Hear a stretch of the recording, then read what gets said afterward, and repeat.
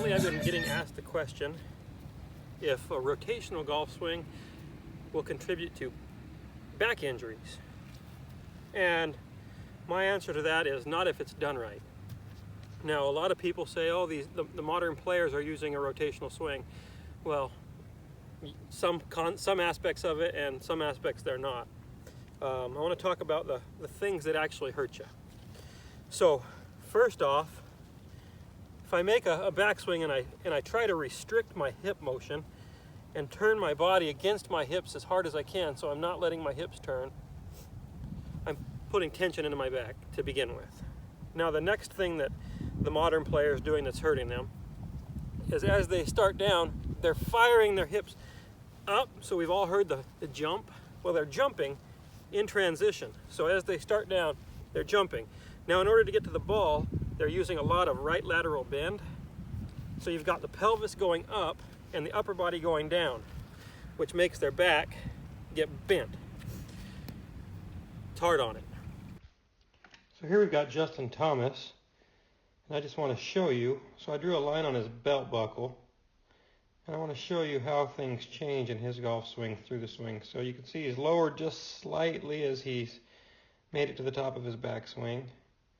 And then as he transitions, there's a little lowering, and now he's firing up. So his belt's going to get way higher than his initial starting point long before he reaches impact. So he still has a lot of rotation left to make here. Now because his belt is so much higher, something's going to have to give, so he's going to have to bend from his back a lot more than where he was at address. That's called right lateral bend, which puts a curve in your spine, which is not exactly good for it at this kind of speed. So you can see he's really bent over and his pelvis is leveled right up. That's a recipe for some injuries down the road for him, I would guess.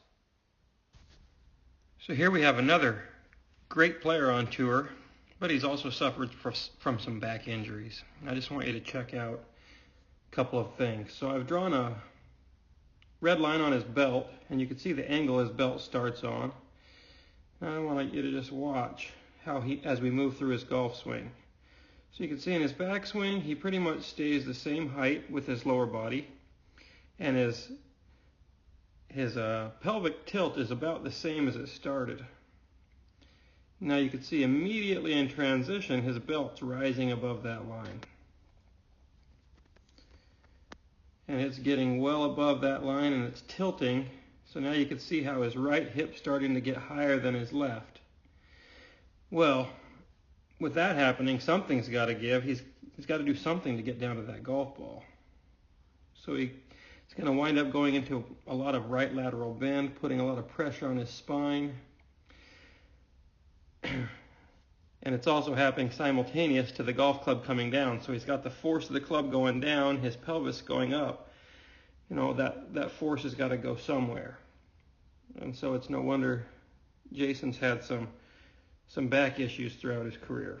So in my opinion, the real cause of back injury is trying to rotate through restriction and also trying to rotate as you jump.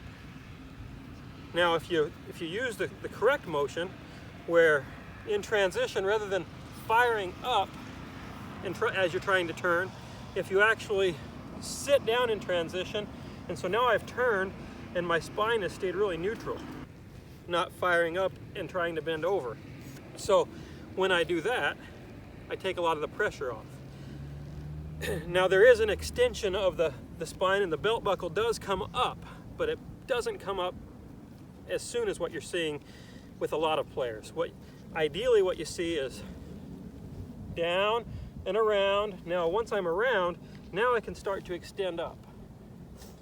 So I'm not trying to twist and extend at the same time. That's the key. Now we have a third tour player. This one just won last week. And it's kind of an interesting takeaway he has there. He gets the club behind him. But then you can see how he goes internal with his right arm and gets the club back up kind of where it belongs, maybe even slightly across the line. But if we focus on his pelvis, you can see there hasn't been a lot of change in the height of his pelvis in the backswing.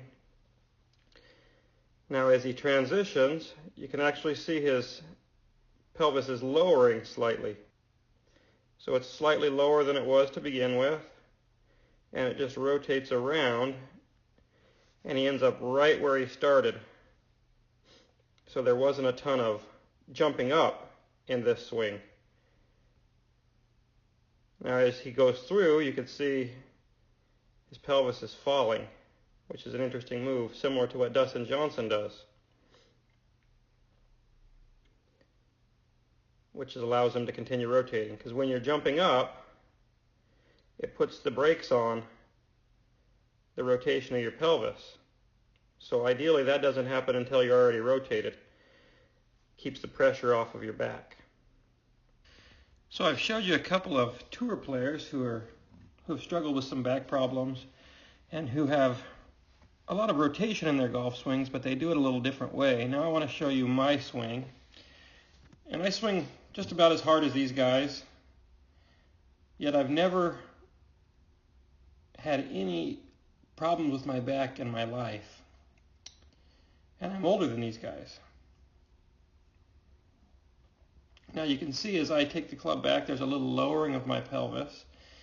And then as I transition and start down, there's a little more lowering. And then I turn into the golf ball and I stay relatively close to the same height.